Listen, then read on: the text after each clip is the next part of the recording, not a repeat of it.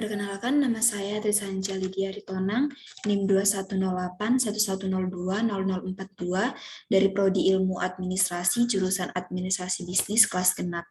Di sini saya akan memaparkan penjelasan beberapa materi dari mata kuliah Asas-asas Manajemen. Baik, materi yang pertama mengenai hakikat manajemen. Apa itu definisi manajemen? Kata manajemen berasal dari bahasa Prancis kuno, yaitu manajemen, yang berarti seni melaksanakan dan mengatur. Istilah manajemen juga berasal dari kata manajemen dalam bahasa Inggris, yang berasal dari kata to manage, yang artinya mengurus atau tata laksana. Secara umum, manajemen adalah sebuah proses yang dilakukan seseorang dalam mengatur kegiatan yang dikerjakan di individu atau kelompok, atau juga seni mengatur dan merencanakan sesuatu guna mencapai sebuah tujuan. Dari beberapa para ahli mengemukakan pengertian manajemen. Saya mengambil dua ahli, yaitu yang pertama Harold Kuhns, dalam bukunya yang berjudul The Management Theory Jungle, menganggap pengertian manajemen adalah seni menyelesaikan suatu pekerjaan melalui dan dengan beberapa orang yang tergabung dalam suatu kelompok formal yang terorganisir. Yang kedua dari para ahli Hasibuan, yaitu manajemen adalah ilmu dan seni mengatur proses pemanfaatan sumber daya manusia dan sumber-sumber lainnya secara efektif dan efisien. Ada juga definisi dari manajer. Menurut KBBI atau Kamus Besar Bahasa Indonesia, pengertian manajer ada dua. Yang pertama, orang yang mengatur suatu pekerjaan atau kerjasama di antara berbagai kelompok atau sejumlah orang untuk mencapai sasaran. Yang kedua, orang yang berwenang dan bertanggung jawab untuk membuat rencana, mengatur, memimpin, dan mengendalikan pelaksanaannya untuk mencapai sasaran tertentu. Fungsi manajemen juga dikemukakan oleh para ahli. Saya mengambil tiga ahli. Yang pertama dari Ernest Bell, yaitu planning, organizing, staffing, directing, innovating, representing, dan controlling. Yang kedua James Toner, yaitu planning, organizing, leading, dan controlling. Dan yang ketiga dari Oi Liang Lee, yaitu planning, organizing, directing, coordinating, dan controlling. Ada pula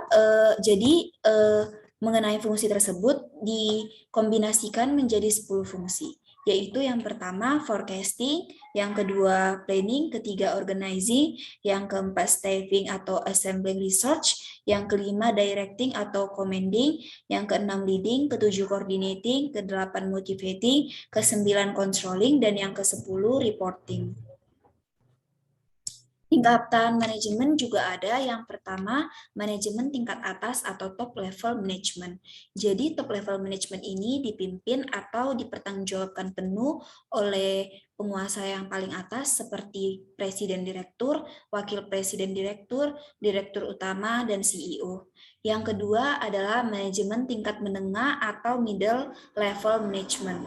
Jadi manajemen tingkat menengah ini dipimpin oleh pimpinan di bawah dari top level management, seperti general manager, regional manager, atau manajer divisi. Yang ketiga adalah manajemen tingkat pertama atau first level management. Manajemen tingkat pertama ini dipimpin atau dipertanggungjawabi oleh pimpinan di bawah dari middle level management, seperti supervisor, department manager, atau foreman. Begitulah materi tentang hakikat manajemen. Kita masuk ke materi 2, yaitu perkembangan pemikiran manajemen dan lingkungan manajerial.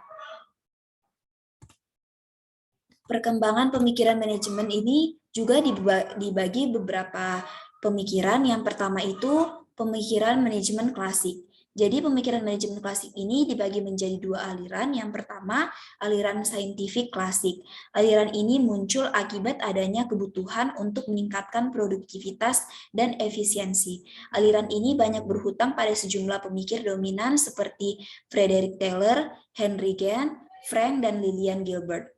Yang kedua, oleh aliran administrasi klasik. Aliran ini berkonsentrasi pada organisasi secara keseluruhan. Penekanannya lebih pada bagaimana menciptakan prinsip-prinsip manajerial ketimbang cara-cara kerja yang baru. Kontributor dari pemikiran ini adalah Max Weber, Henry Fayol, Kester Barnard, dan Mary Follet.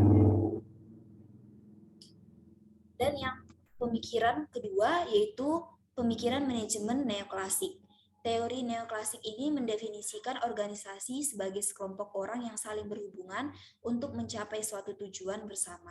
Dalam teori neoklasik, manajemen lebih menekankan pentingnya aspek psikologis dan sosial karyawan sebagai individu yang bekerja sama untuk mencapai tujuan tertentu. Teori ini muncul diawali dengan adanya percobaan yang dilakukan di pabrik Hawthorne tahun 1924 milik perusahaan. Lanjut lagi dengan perkembangan lebih maju, yaitu perkembangan pemikiran manajemen modern.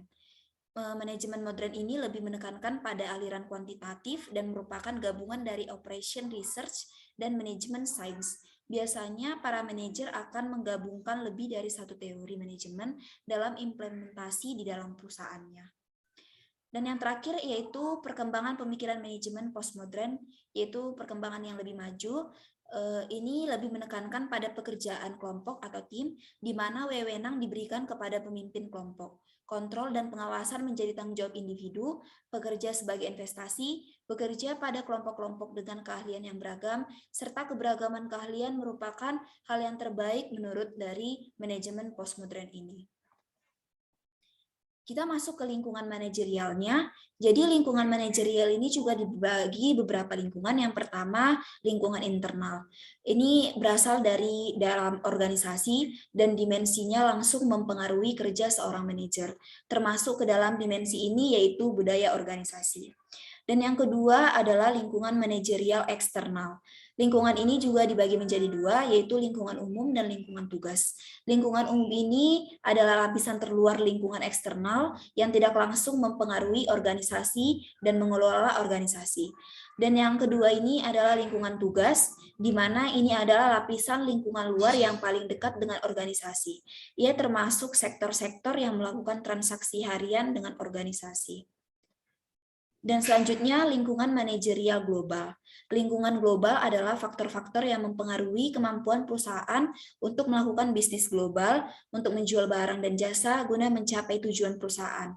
Lingkungan global adalah organisasi yang beroperasi dengan dan bersaing tidak hanya di domestik, tetapi di negara di seluruh dunia. Yang keempat adalah lingkungan manajerial kultural. Kompetensi sosial kultural merupakan pengetahuan, keterampilan, dan sikap atau perilaku terkait dengan pengalaman berinteraksi dengan masyarakat majemuk. Demikianlah yang saya dapat paparkan mengenai materi 2. Kita lanjut ke materi 3 mengenai pemecahan masalah dan pengambilan keputusan. Pemecahan masalah dan pengambilan keputusan ini sudah tidak asing lagi di telinga kita. Definisi pemecahan masalah dan pengambilan keputusan ini pun ada.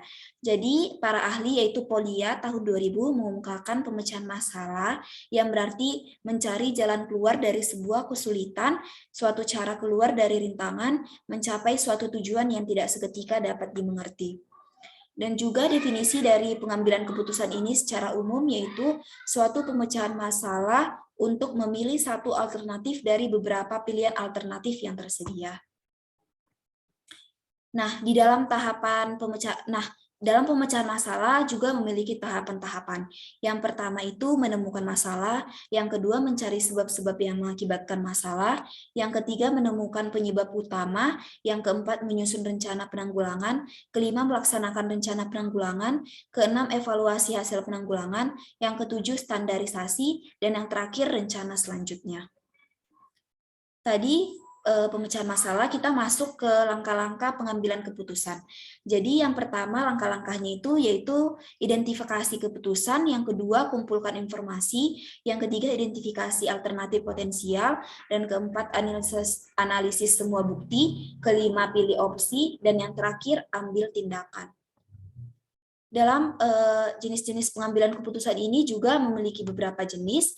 Yang pertama, keputusan strategis. Keputusan strategis ini adalah keputusan untuk menjawab tantangan dan perubahan lingkungan dan biasanya bersifat jangka panjang.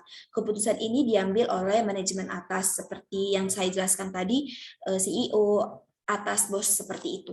Yang kedua, keputusan administratif atau taktik. Keputusan administratif atau taktik adalah keputusan yang berkaitan dengan pengelolaan sumber daya atau keuangan teknik. Keputusan ini diambil oleh manajemen menengah. Yang ketiga adalah keputusan operasional. Keputusan operasional ini adalah keputusan yang berkaitan dengan kegiatan operasional sehari-hari. Keputusan ini diambil oleh manajemen bawah. Jadi keputusan operasional ini keputusan yang tidak terlalu penting dan masih bisa diatasi oleh manajemen bawah. Itulah yang bisa saya paparkan mengenai materi 3. Lanjut ke materi 4, yaitu mengenai perencanaan. Perencanaan ini termasuk dari fungsi manajemen. Jadi kita lebih memaparkan lebih dalam lagi mengenai perencanaan ini. Jadi definisi perencanaan adalah suatu upaya dalam menentukan berbagai hal yang hendak dicapai atau tujuan di masa depan dan juga untuk menentukan beragam tahapan yang memang dibutuhkan demi mencapai tujuan tersebut. Jadi jenis-jenis perencanaan ini juga terbagi dalam 3, perencanaan berdasarkan ruang lingkup, yaitu rencana strategis, rencana taktis, dan rencana terintegrasi. Perencanaan berdasarkan tingkatan, yaitu rencana induk, rencana operasional, rencana harian. Dan perencanaan berdasarkan jangka waktu, yaitu rencana jangka panjang, rencana jangka menengah, dan rencana jangka pendek. Nah, di dalam melakukan perencanaan juga memiliki hambatan-hambatan, yaitu yang pertama tujuannya yang tidak tepat, yang kedua sistem penghargaan yang tidak tepat, yang ketiga lingkungan yang dinamis, keempat keengganan untuk menetapkan tujuan, yang kelima penolakan terhadap perubahan, yang keenam keterbatasan yang membatasi apa yang dapat dilakukan organisasi. Jadi dalam menentukan perencanaan ini banyak sekali hal-hal yang harus dilakukan secara bersama-sama. Jika satu pihak merasakan adanya tidak saling menghargai, maka terjadilah hambatan dalam penetapan perencanaan.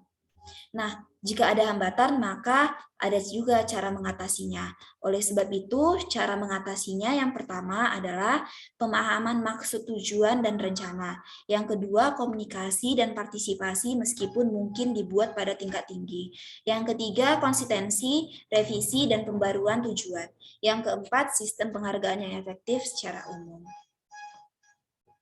Terima kasih, demikianlah penjelasan yang dapat saya paparkan. Jika saya ada kesalahan kata, mohon dimaafkan. Terima kasih, Shalom, Assalamualaikum, Om Swastiastu, Namo Buddhaya, Salam Kebajikan.